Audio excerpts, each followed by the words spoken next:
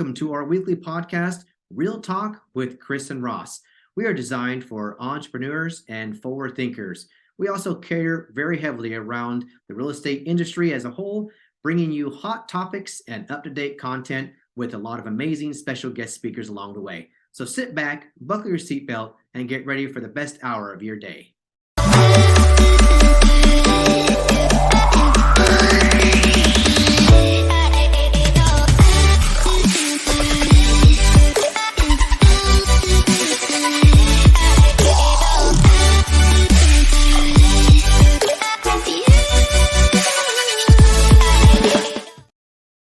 I love that intro. This is obviously due to Ross, and Glenn. That was a good intro. Welcome, everybody, to our Real Talk, episode number 28. We're excited to have this thing keep rolling every week, and every week we're bringing some new exciting guests on. This week, again, my major co-host, Ross III. How you doing, my friend? Doing exceptional, Chris. Thanks for asking.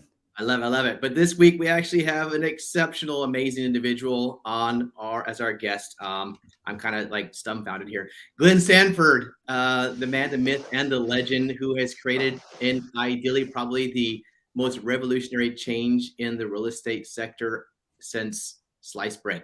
I mean, I'm just going to say that what it is. But we have Glenn on the call today, and we're so grateful and humbled that he's been able to take some time out because he's extremely busy. To come share some of his story. And most of you probably have heard it, but it doesn't matter because now we got Glenn. Maybe we can ask some more deeper questions and kind of get some more stuff or as a personal level with Glenn. But Glenn, thank you so much. We're excited to have you on the podcast. My gosh, thank you so much. Where are you at today? Awesome. Thanks, Chris. Thanks, Ross. What's that? Where are you at located? Like, where are you at today? Like you Texas, or where are you at location today? No, I'm in Washington State. So I'm up here.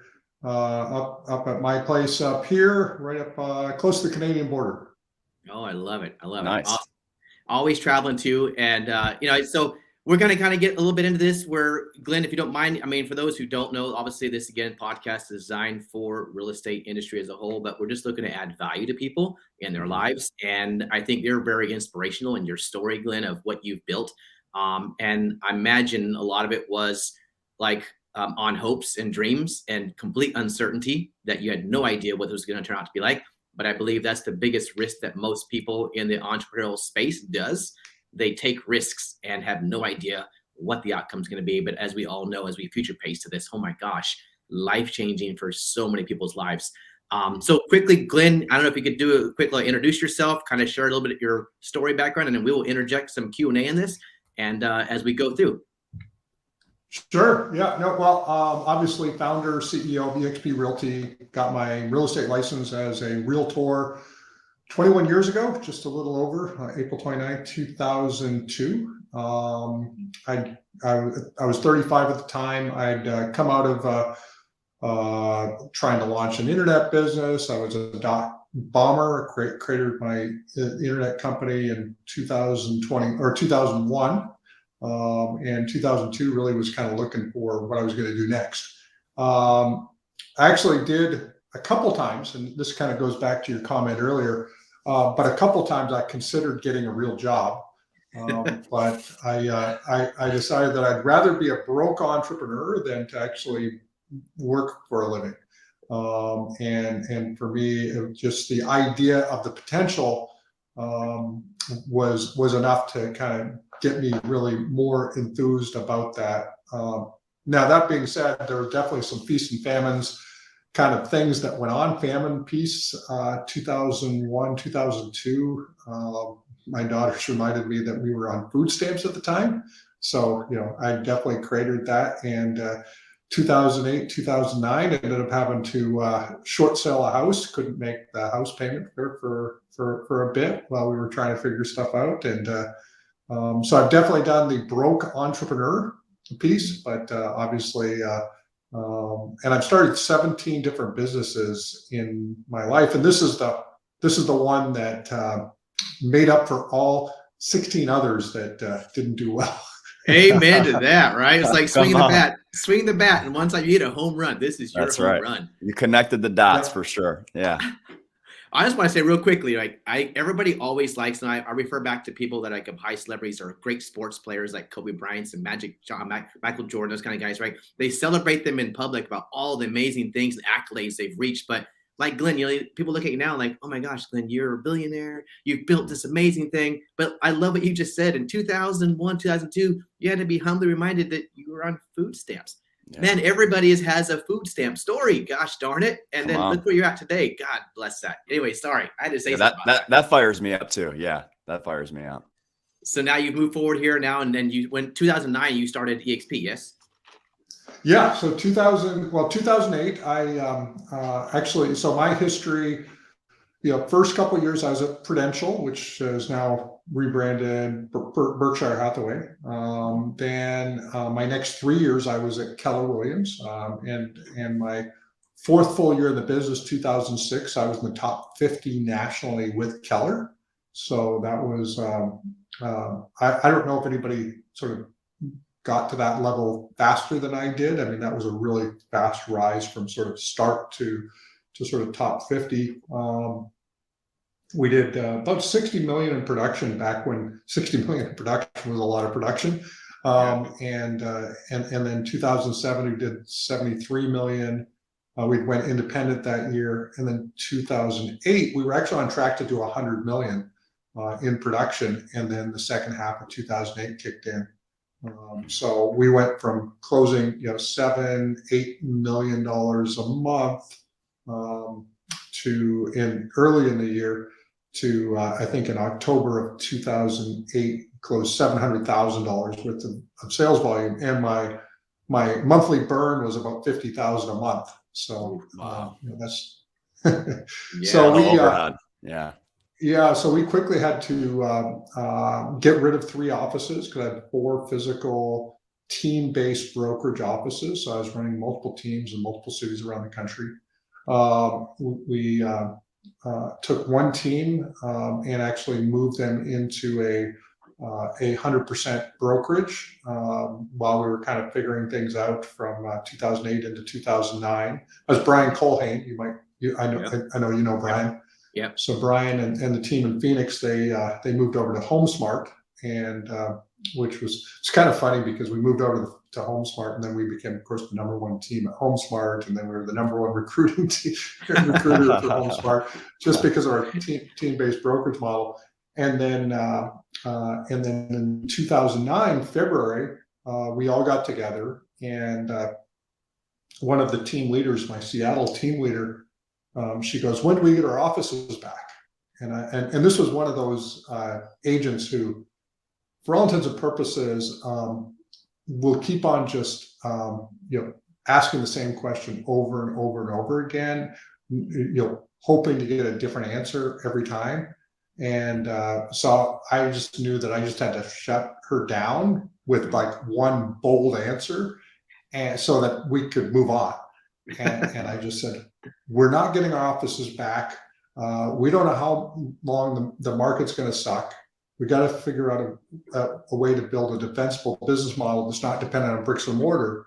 And that was kind of the statement, and that was also the aha, which was, how do you build a defensible business model that's not dependent on bricks and mortar?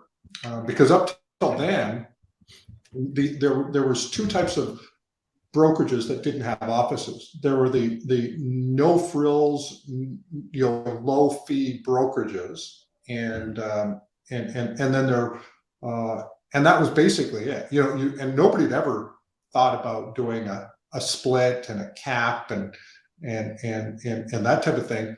But one of the things we quickly realized was that the Achilles heel of a 100% brokerage model or a flat fee or whatever model is that there's not enough money in it to pay leadership. Meaning you can't hire enough W-2 employees that you put on salary. I think, Chris, you were a team leader, I think, at one point. But you can't put enough people on salary and pay them at the rate that those people would expect to get paid, and be able to expand if you've got no margin in the brokerage. And so then it was, and I remember in 2007, I was at Keller, and of course the reason why I was at Keller was because when I read, well, it wasn't the Red Book per se, but when I saw the profit share model and the fact that, I was doing a lot of recruiting of agents and generating leads and et cetera. I'm like, this is a perfect model for me to recruit agents into because I need them on my team. And why wouldn't I also get a piece of the profit that my agents are actually, generating for the office? Mhm. So for me, that made a ton of sense. The problem was, and this is Keller's Achilles heel, is that a lot of offices are not profitable, and even a lot of the offices that are profitable don't make a lot of profit. And so as a result, I had 184 people in my profit share group in Keller, and my 1099, which I didn't know what I earned in profit share per se because I was focused on growing. But when I got my 1099 in January of 2007, I earned about $6,000 on the 184 people in my profit share group. Wow. And just in one office alone, and I was running teams out of 6 different Keller offices at the time. I was doing expansion before they even had a name for it. Yeah. But just in one office alone up in Bellingham, Washington, I paid $115,000 in. Wow. And so I'm like, so my phrase is, I can hire a broker for less than $115,000. And it turned out that one of my transaction coordinators on the team, she actually had a managing broker's license. And so I ended up giving her a $2 an hour raise, and she became our managing broker, and we went independent at that point. But the flip side of it was when I got that 1099, I was pretty hot under the collar because I'm like, oh man, I'm busting my ass out here, trying to help grow the Keller model, and with the idea, and the script was perfect. I mean, it was the idea was that Keller Williams supported agents who helped them grow through the profit sharing model, and so from just talking to people about it made a ton of sense. But the problem, of course, was no profit. So I went back to my office, and there were a couple of guys there, and I said, guys, this profit share thing's not working out. If we ever build a model, we're going to do revenue share, not profit share. So that was 2007.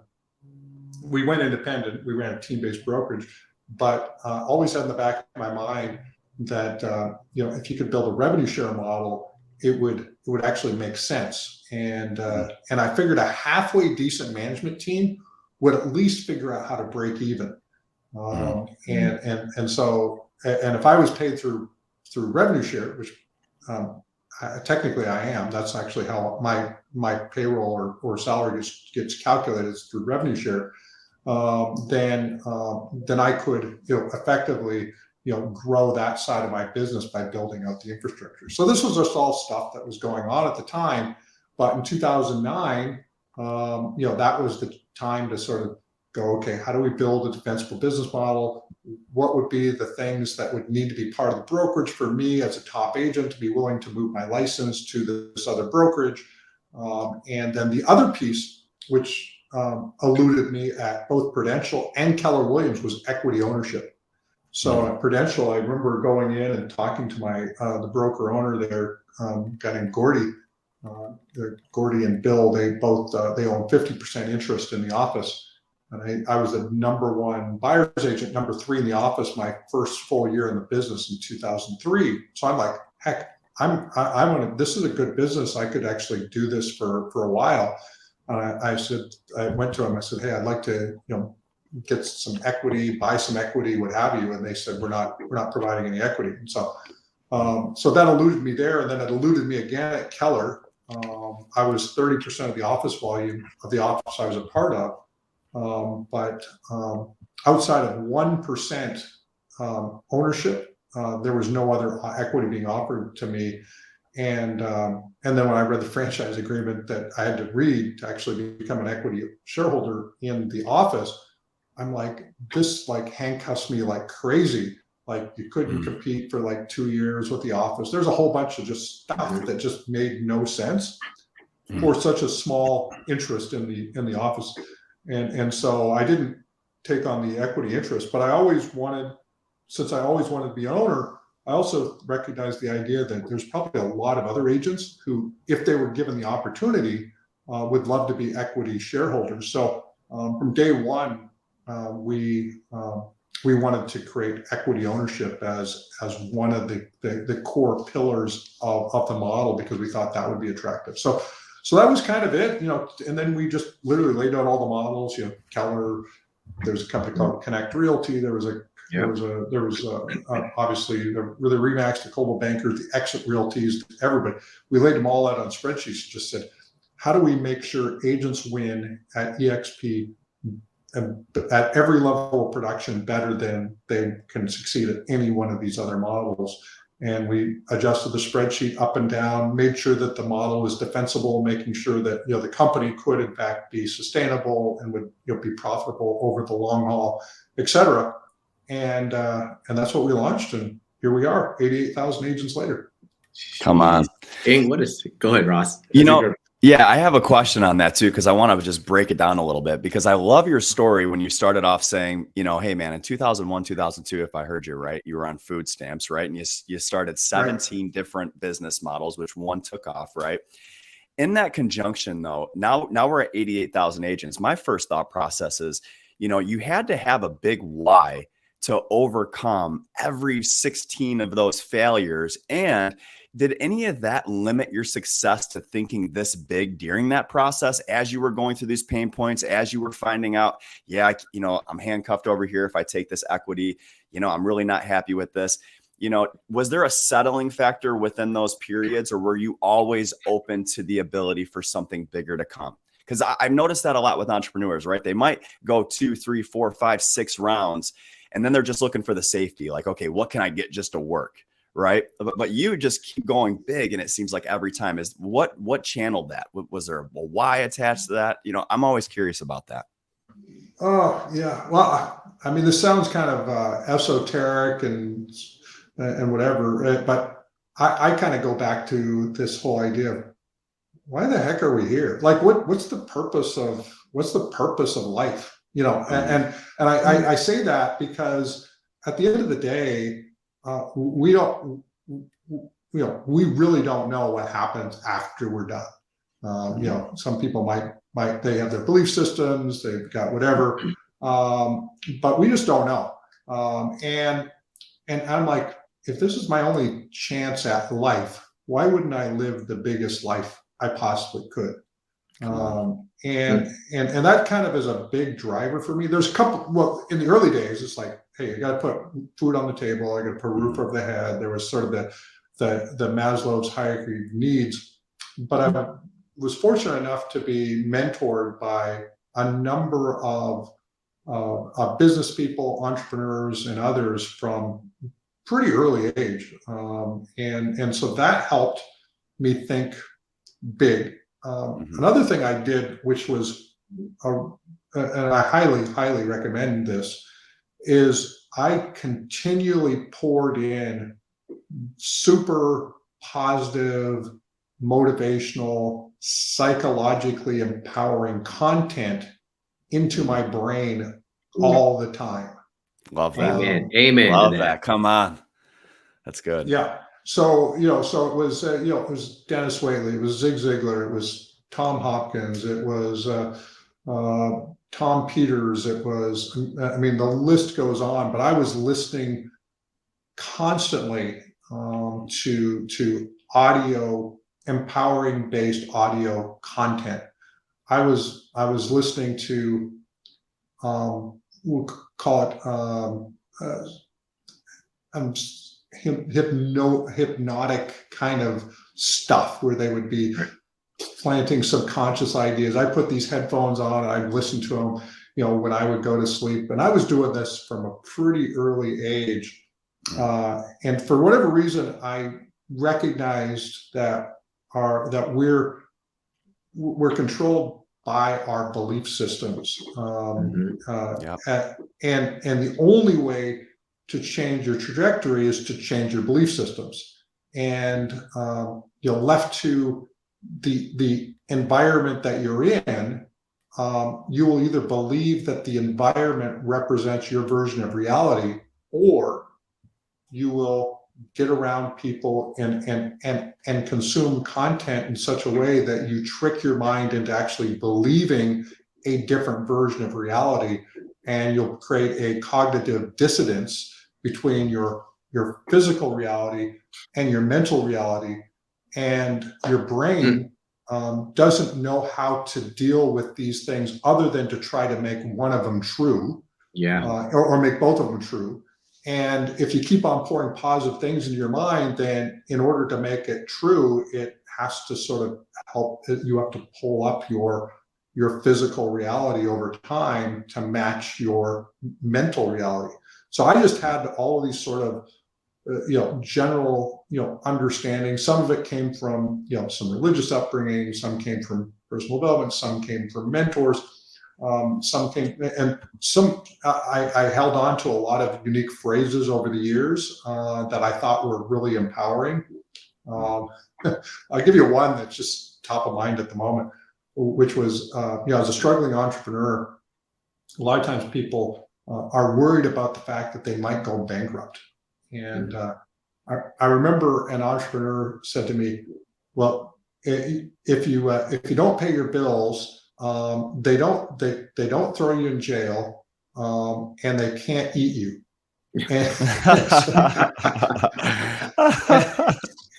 And I'm like, that's pretty empowering if you think about it. Obviously you want to pay your bills because that builds up obviously goodwill from creditors, etc. But if you can't fundamentally do that, you're not going to go to jail, and they're not going to eat you. And at least in this country, you get a do-over. And that's a lot of people just don't believe in the do-over. They're so sort of focused on protecting their ego and what they perceive other people perceive of them in the whatever marketplace or friends and family, etc., that are not willing to take the risk. And but once you sort of understand that they can't throw you in jail and they can't eat you, it actually opens up the opportunity to pursue things. Right. Like the fear factor is not there. That's right. That's right. Yeah, I love that you say that and you touch on that, because perception is everything. Myself including, I was on food stamps at one point, and I was a single dad, and I remember that time frame. And like you, I was listening to a lot of motivational stuff, and I came across a guy, Eric Thomas. He's actually from Detroit. They call him the hip hop preacher. He's a motivational guy. You see him everywhere. And I was, at my lowest of lows, and I just heard this YouTube, and he says, if you just want it as bad as you want to breathe, you'll succeed. And I remember thinking about that, like, man, I've been underwater before and I've needed a deep breath. And that want to get to the surface, to get air, was incredibly powerful. Okay, well, what if I just wanted to be successful at that magnitude? And it was just that phrase, right? That boom, my mind opened up. But I want to touch on the thing that you hit on, was that perception of others, because sometimes we're in that state. We do care so much about keeping up with the Jones or people watching us that it can limit us from our full potential by just letting it go. And if we are failing, to continue to fail while we're trying to figure it out. And I found my breakthrough there too. So to hear you say that was just powerful. That's a great phrase too. They're not going to eat you and you're not going to jail. And there's a do-over. Man, what I really would love about this, Glenn, is that you go back to all the main things that I do now daily on a basis. I think everybody should do, because it's personal development and self-care, right? Those things that you're doing like every day, inundating yourself with the audios and the good vibrations, the good emotions, the good energy. And I think because we're so succumbed to the world as a whole, society is kind of a train dump in my mind, and that we're constantly walking out there. And if we don't kind of armor ourselves, we will fall in and be subjecting ourselves to why there's only a small percentage of 1% of very successful people in this world, because the rest of us are sitting there and we're falling into that trap of the dark tunnel of misery. But you got to do work. You got to do the work. So, I mean, I'm with you on that. That's like my whole thing. I love mindset. Ross and I talk about it every week. If you can't figure out between your two ears what's going on and get control of that, you are done. in this business, in this world.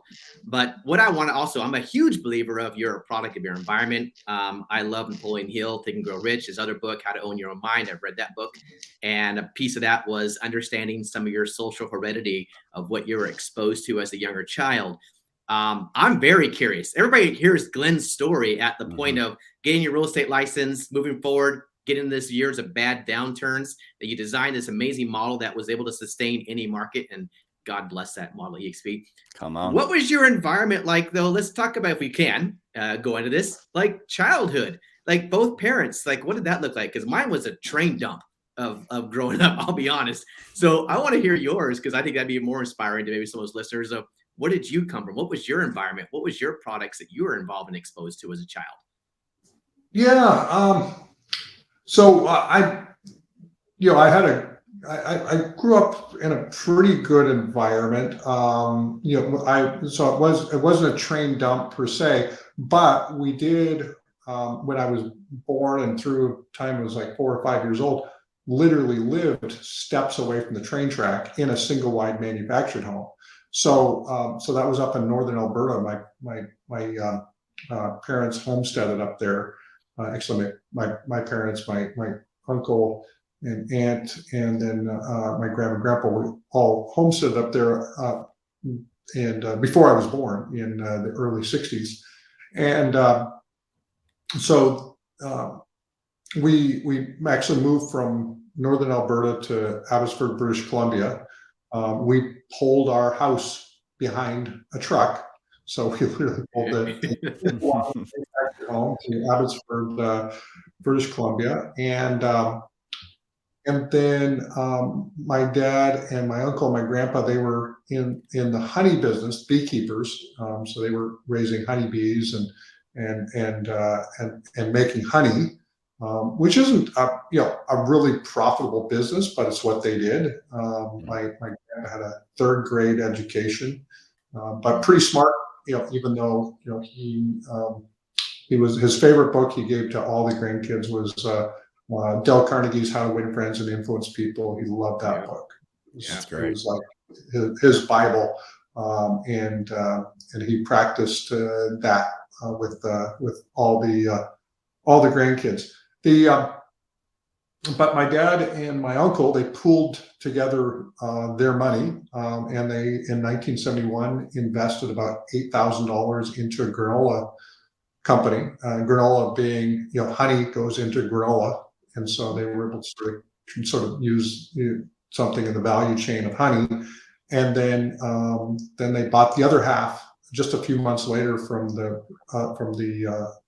owner that they had partnered with, and so they put about $16,000 into it. But they grew that $16,000 over about 6 years to about a $3.5 million asset. Wow. And we had, that's massive. at the time, 16% of the cereal market in Canada. So we were all over the place. Now, so we went from single wide manufactured home to a really, really dilapidated house that had really good tasting lead-based paint. I still remember what it tastes like. The paint chips. That explains it all. That explains it all, Glenn, by the way. The paint chips is what made it work. There you go. There's something in the lead. Goodness. And then my parents built a very large home. It's about 9,000 square feet, which at the time was Monster's 2nd largest home in the lower mainland of British Columbia. And then in 1978, they sold that, and we moved in 1979 to Oklahoma. And my dad was investing in the oil and gas business, and so he's invested in Oklahoma, Louisiana, Texas, Kansas. Those are markets. He had some oil wells up in the interest in some wells in Alberta as well. But he went all in and became a operator, etc. And then at 1980 came along, and I don't know if you know anything about that, but that's when oil went from, I think it was $40 a barrel down to like $4 a barrel. Wow. And so my dad lost everything. So he lost everything that he had. My uncle was much more conservative, so he had actually saved some money. But my dad, he ended up having to argue with creditors and a whole bunch of stuff. And I graduated high school in '84, and I had thought that I could go to university. There was plenty of money and wouldn't need a scholarship, etc. So I graduated high school with a 1.92 because I'm like, I was smart, but I hated English, geography. I mean, there was a whole bunch of stuff that I thought were just dumb subjects, and so I just didn't study for them. And then I ended up going to university, but then ended up dropping out because I ran out of money and I didn't qualify for scholarships. So I went from that, and then got a lot of just different sales jobs. I was doing. I sold Kirby vacuum cleaners door to door. I sold yellow page advertising. I sold timeshares. I sold cars. Wow. I had read. I was a big fan of Zig Ziglar, Tom Hopkins, and others back in the day. And my personal belief was a good salesperson would always have a job. And so I pursued learning the business or the art of sales, and that's what I focused on for the next 10 plus years, was really sales, and then some technology stuff. I got my first computer when I was 12 or 13 years old, and so I was a bit of a geek and a sales guy. And when I went to university, it was economics and computer science, so it's kind of like this business meets computer science. And then I didn't mind knocking on doors and talking to people. Hated the rejection part, but it was like, I figured if I could get good at handling rejection, eventually I'd be somebody. Right. Look at it. Go If ahead. you just get past the rejection part, I think in anything in life, you can pretty much accomplish anything, right? Because that's the biggest fear factor for every human being on this planet, is we won't go outside of our comfort zone out of fear of rejection of some level. And it can be hypersensitive, and mine's actually extremely hyper, because my background was not quite like yours, Glenn. It was honestly a lot of abandonment issues that I've had. That rejection is like almost a huge trigger for me. It was like on steroids. So yeah, I was really, really sensitive to that. Anyway, sorry. Yeah, go ahead, Glenn. Yeah. So that was and then I think I started a number of different companies, and then ultimately obviously got into real estate. So anyway, I'll leave it there. I'll let you. Yeah, I want to go a little deeper into that. So you it seems to me like you said that you got a computer at 12, right? And you really kind of were fascinated with technology. Do you think that curiosity for technology, in combination with your sales experience, kind of helped build the innovation within EXP, just always being curious and being open-minded to what's out there? Oh, for sure. Yeah. I mean, I'm still a geek. I mean, I've got one rounded monitor. I've got Bard on one screen. I've got Chat GPT on another. I've got about 5 different other applications for productivity. Like I geek out on productivity and systems and all of that stuff. And I've been doing that literally from the time I got exposed to my first personal computer in whatever that was, when I was 12 or 13, was an Apple II. And I was like, computers are really going to change everything when it comes to repetitive tasks. And I remember I was already exposed to some repetitive tasks at the honey manufacturer, or the honey packing plant that my dad had. So they had a label machine, and you have to step on a thing and then put the label on. You keep on doing this thing. It's kind of repetitive. And I just recognized that computers were eventually going to get rid of all of these repetitive activities, and that people who knew how to program computers would have, that would be a valuable skill as well. So I had my first software company before I could drive a car. Wow. So I was 15 years old. I had a company called Sandware Software, and wrote some software for some different companies, and it was, and did some other cool stuff. But I just enjoyed, programming and making computers do stuff and all that. Heck yeah. I love that real quick though. Like, that's amazing to hear the story about your father and your uncle with that opportunity of taking that $16,000 into a multi-million-dollar opportunity. I'd have to say a lot of that was very inspirational to you because you visually saw your dad and your uncle take something that was pretty much, we have no idea, it's honey, and then really make it to a marketable piece that turned into what it did. That I think was an inspiring piece for you too. Would you agree that was like pushed you and prodded you to move forward and to build? And, Yeah, right?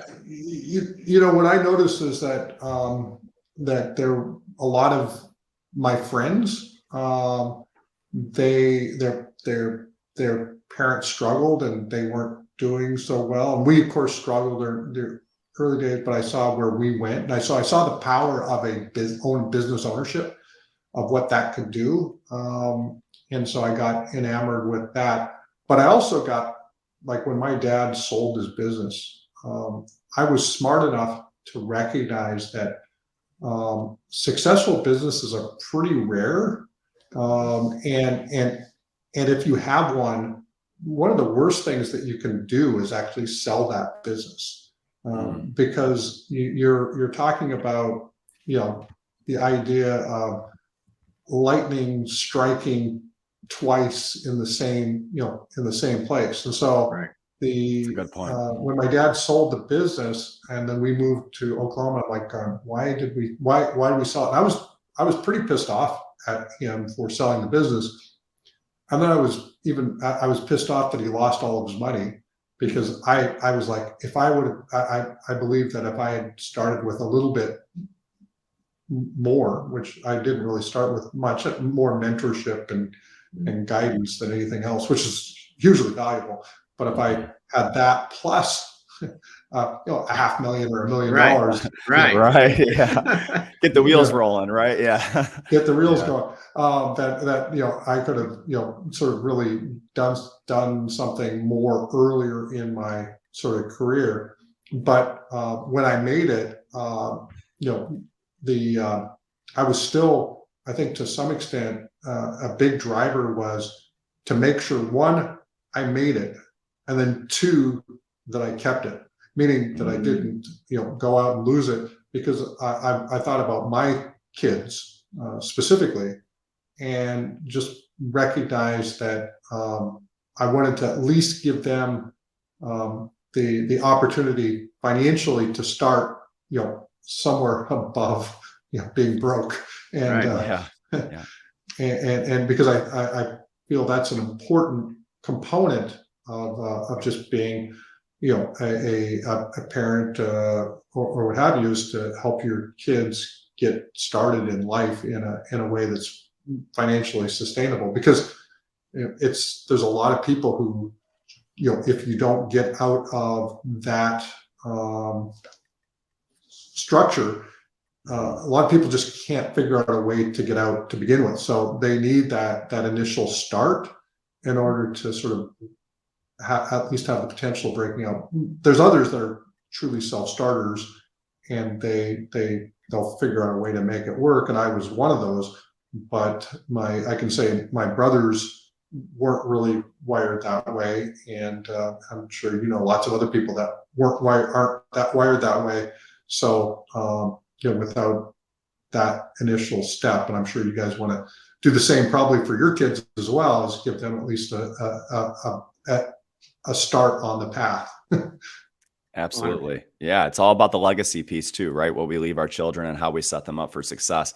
It's funny you say that. My daughter, she's 7. She has a business already, and it's called Chef Bride. Right. And we're teaching her. She does chores around the house. She saves up money. And honest to God, like, she is a better saver than me. Like, I'm like, she'll go down the toy aisle. I'll be like, honey, you got $50 you could spend. No, Dad, it's got to go back into the business. I need more supplies. But so that matters. Now, you touched on a couple of things, and I'm just fascinated by your story, Glenn. I mean, I've watched you from afar, like I said, but to get you to know you even more and kind of hear about your upbringing and, the processes that you went through to build this company, and in that whole thing, you said, it's rare for someone to strike get struck by lightning or twice, or hit it twice is what you were essentially saying with a business when your dad sold. Was there a time though, in these 16 other ventures, like I'm always fascinated by when someone knows to let something go and when it's passion, right? Is it passion or they're looking for the outcome? Like as you were going through that process, do you have like an analysis? I mean, obviously the margins matter, right? If you're not turning a profit and you're just burning through your runway, you're going to have to let it go. But, to build 17 companies and to identify, hey, I'm going to transition here, what leads that, and kind of, do you have a process? Because, and I want to break that down even more to, as an agent, for me as an agent, I've been an agent for 7 years. I saw EXP from afar. And I saw the margins, I saw the equity, I saw the rev share, but I just didn't know how to let go of where I currently was for this amazing opportunity until I did. Right now I'm here and I love it. It's amazing. But what are some of the things that maybe you do to help get you to transition or let go of a failing business to get you to where you were today, kind of, if that made sense? It does. Well, I think there's a couple components to it. One is, one of my other favorite books is 7 Habits of Highly Effective People. And the first axiom is be proactive. And the second one is begin with the end in mind. And I love that begin with the end in mind, because if you do paint a really good picture of legacy, in the story that Stephen Covey goes through and talking about, you're attending a funeral, there's a number of people there, and then you realize that it's your funeral, and then you're like, well, what do you want to have said at your funeral? And you sort of think about that becomes a pretty powerful paradigm for what you want to do. And so if you know generally what your legacy, you want your legacy to look like, then you can, map what you're doing and say, does this have a chance to get me there? So there's that component. Second, there's probably 2 or 3 things. Another one is it needs to be something that is of interest to you, meaning that it can't be,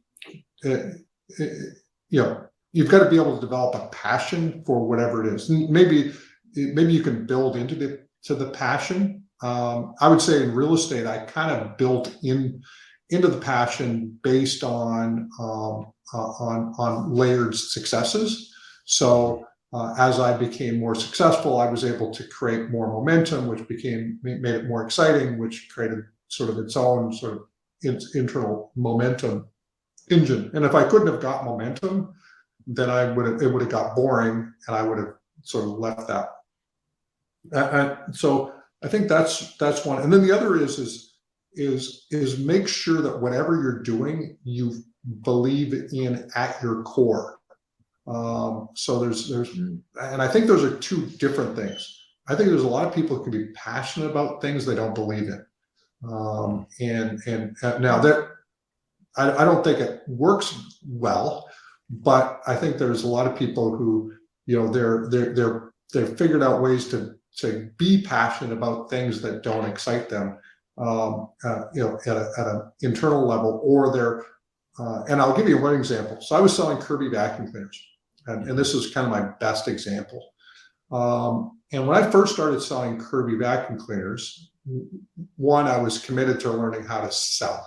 So that was part of it. I was reading scripts and dialogues. I was doing stuff most people, even selling Kirby vacuum cleaners, weren't doing. I was literally studying to figure out how to be a good salesperson. And in that, I started to actually believe in the product itself, the Kirby vacuum cleaner. And then when I started to really believe in the Kirby vacuum cleaner, then I actually fundamentally believed that if people didn't buy the Kirby vacuum cleaner, that I had done a disservice to them. And so when I could sort of align my passion and belief to that. Now, Kirby vacuum cleaners were not the least expensive vacuum cleaners on the planet. In fact, they were pretty expensive. So I was 17 or 18 years old, someplace there. And a Kirby vacuum cleaner was $1,000. And if you got all the attachments, it was $1,250. So this is in like the 1980s. Okay, so 1986, 85, 87, someplace in that time frame. So I'm pitching these Kirby vacuum cleaners, and I started to sell a bunch of them. In fact, I sold 3 Kirbys in one day, and which was, nobody sold 3 in one day in our office. I'm sure somebody else did somewhere else, but I sold 3 Kirby vacuum cleaners in one day, and that was pretty crazy, sort of what that was. But then one day I overheard the owner of the office talk to the bookkeeper, who was also his wife, and they talked about what they bought the Kirby vacuum cleaners for.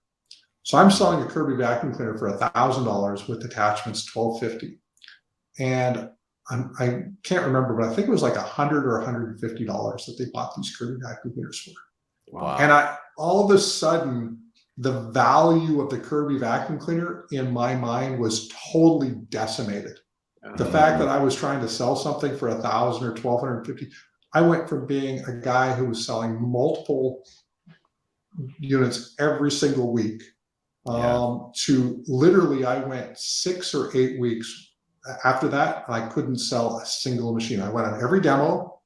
I vacuumed every floor. I pulled a bunch of dirt pads. I went through all the same scripts and dialogues that had worked for me time and time again. And I could almost guarantee that one of every 4 demos, I would end up selling a Kirby vacuum cleaner, to literally going after demo after demo after demo after demo after demo and not selling a single Kirby vacuum cleaner. And it became obvious that if I didn't believe in it, that I couldn't sell it.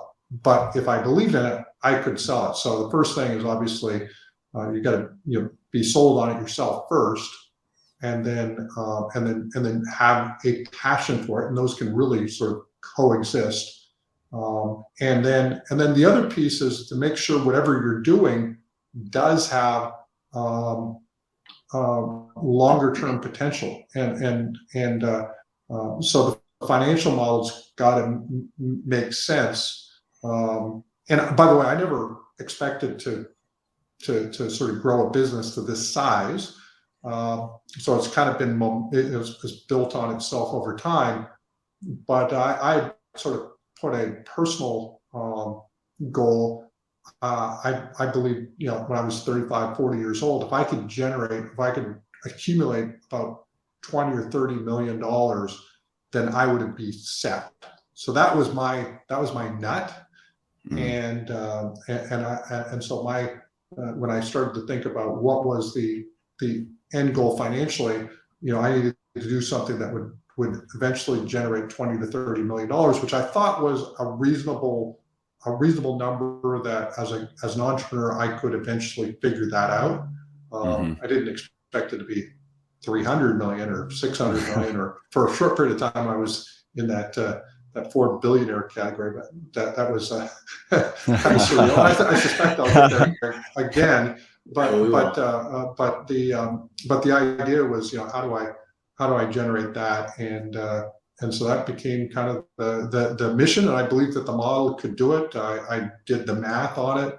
I was figured out that if we could get, whatever the number is, 6,000-8,000 agents over time. A home run in our mind was, we thought eventually we could have 50,000 agents and that was in 2012. So we'd already been in business for like 3 years. But at that point, I was like, we could potentially have 50,000 agents here. And we weren't even 500 agents, but we knew the math looked like it could actually grow over time. And so we kind of made that prediction in 2012. In fact, there's a video with me talking about it somewhere on YouTube about the 50,000 agent number. Wow. And we surpassed that at this point. Come Holy on. moly. Man, this is powerful. I love your knowledge. By the way, I was a Kirby salesman too, Glenn. So I was right with you, but I wasn't doing your scripts that you're talking about. I was in there in the people's houses doing the whole pads, and they lay all the Did you at least use the songbook? Oh yes, the songbook, all that stuff. Yeah, it's just crazy carrying this big box like a coffin into people's houses that you had no idea who they were, right? And you're like pulling all these parts of this vacuum cleaner out, and we had these little circle like filter, like almost coffee filter type things that used to go in a little clear canister. And you're like, hey, let me vacuum your carpet. And all of a sudden, all this garbage was like compelling for them to believe that this Kirby was better than any other vacuum cleaner in the world. But yes, $100. crazy prices for those. But yes, a couple things. One, I'm going to go back. Glenn, first off, I want to think about you talk about you're really mad at your dad selling his business and moving to Oklahoma.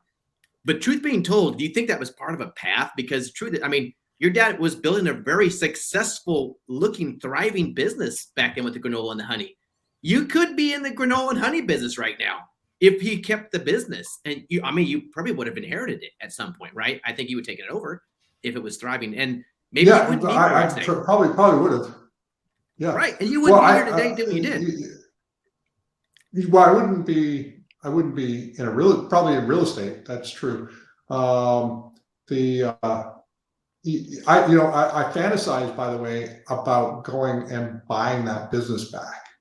Oh, Oh yeah. Dude, It would be so perfect. Like you need to do it. Glenn, you need to do that. Just saying. I'm nobody, but Glenn, that would be epic. And then if they haven't already converted the stamping down, you already got the, with the shipment labels. No, I'm sure they do, but you could just I'd be bringing AI in, and we'd be like the computers and all the technology would just do it. So. Hey, I've always wanted to own a granola honey business, man. I'd be like, hey, as EXP, we're now shareholders of a granola honey business. Glenn, I vote for it. Let's do it. That's tee awesome. it up with the healthy living stuff that we got going on. Oh, it could go hand in hand. But another thing that was really compelling to me, I'm going to go back also to your first comment you made at the beginning about how you go back to the purpose in life, right? What is your purpose in life? And you go back, that was your big why. Because I believe that's mine too. And I would say about the legacy, we've talked on the word legacy. Glenn, you have built an amazing legacy. Like when you're gone at some point, I don't know if you talk about it, but when you're gone at some point, you will be like talked about for centuries of what you've built and the lives that you've impacted and changed, mine one including. And that is like amazing. That is like, you think about that. Like when you're done, like everybody's gonna talk about Glenn, about what Glenn Sanford did. Yeah, it's powerful. Well, maybe decades. I don't know about centuries, but I believe centuries. This is you've created something that let's be honest. Like let's talk about Keller Williams. Keller Williams was the revolutionary in the 90s, right? Gary changed that, and Gary Keller will forevermore be this guy that Gary Keller. He's not going to be forgotten in the real estate sector. Yeah. Glenn Sanford is, let's just say it online, is the new version of that. You have taken that seat and you've taken that hierarchy of the guy who's revolutionized and changed the real estate sector, and forevermore will be until God, who knows what else comes and takes that change, but I don't know what it would be. Yeah. But you have taken that seat. So Glenn, yes, I would say centuries where you're not going to be ever forgotten, because again, I think this model EXP is even more profound because it is more impactful to people's lives and their lives and their lives, because this is transferable.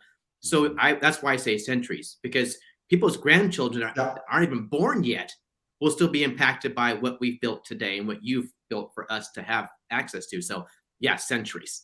I would look at it that way. Glenn's like, well, what do you put it that way? It really is. If we look at the Keller Williams model, and I keep saying the impact is not so profound where people's grandchildren are going to see the residual of that centuries later. We will. When I'm dead, God, I want my kids and their kids and their kids to see us. So yeah, I would say that hands off has been the changing of the guard for the real estate sector. So yes, Glenn, I would take that. And you've changed lives tremendously. Yeah. And the third thing I want to say is this. Everybody always has this conversation about, oh my God, one day Glenn's probably going to sell this company. I'm worried about Glenn selling the company. Just the fact that you told us a story about lightning never strikes twice and how you were really impacted about being pissed that your dad sold this company almost really solidifies the fact that I think we're good. So those that are listening out there in the podcast world, I think we're safe, that Glenn is pretty much never going to sell this company. I don't think it's in your DNA, because what you've experienced as a child. It's generally not in my DNA. There are strategic reasons, if it was in the best interests of our agents, that I would look at things that would sort of solidify the long-term success and partnerships and relationships and that type of thing. But it wouldn't be because I'm looking specifically for a payday. So that's But I play with this idea, and by the way, we're not talking to anybody in any different vector on this. So just being sort of transparent on that. But I think about the idea that if Amazon ever wanted to be in the real estate business, we would be the natural play, right? So, and like, who wouldn't want to have access to every single prime customer? Good Lord. And if 100%. we lock in all the other pieces like the rev share and the equity and be partnered with Amazon, it's like, okay.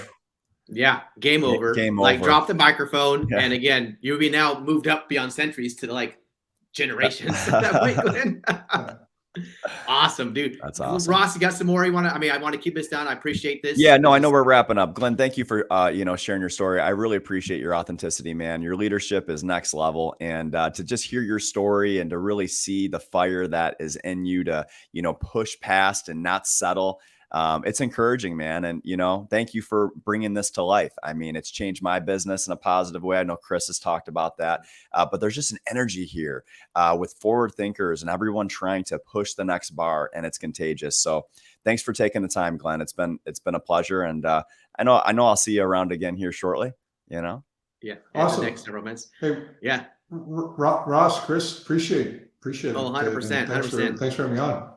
Your story is profound in the sense that I realize that everybody can understand it's relatable, that everybody, wherever you're at in your lowest point of life, that you think is the lowest point of your life, all has the possibility and potential to be what you are, where you're sitting at, Glenn.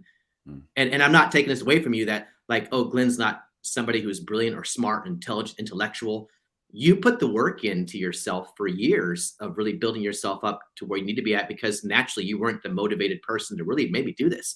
Had you not read those books, had you not really fed your mind, had you not added that knowledge into yourself, you may not be. Again, there's so many different variables here, Glenn, that if you took those other routes, we wouldn't be having this little podcast right now, interviewing you about being the guy who's changed and revolutionized the real estate sector. It's just what it is, right? Come on. But I want people to realize that, like right now, whoever's sitting there listening to this podcast, each and every one of us has such amazing talent. And if we go back to what your purpose in life is, God put us on this planet for a reason. That reason is you need to identify. The only way you're going to identify that is if you truly dig into yourself and create the self-care, the personal development, plug into yourself, take in the knowledge. And then I promise you, this is going to open up like a Pandora's box. All of a sudden it's like, whoa, this is here. It's for me. So yes, Glenn, that's why I really appreciate you more, and that you're humble and you're not egotistically arrogant individual where you're at to come and share this story with all of us. And I love you to death, bro, like that. I do. I love you to death. I say it, I love you to death. And because you have changed my life, Glenn, and I appreciate you in every sense of the word. So thank you. Awesome. But until thanks, Chris. Absolutely. But again, we appreciate everybody that's listening. For all you regular listeners out there, we hope this is a value to you. And everybody that's new, that's joined in, plugged in, we hope this story with Glenn was amazing and inspiring to you as well. And realize that you have the potential and ability. Until then, we have an amazing week. Go out and crush it and live your life to the fullest.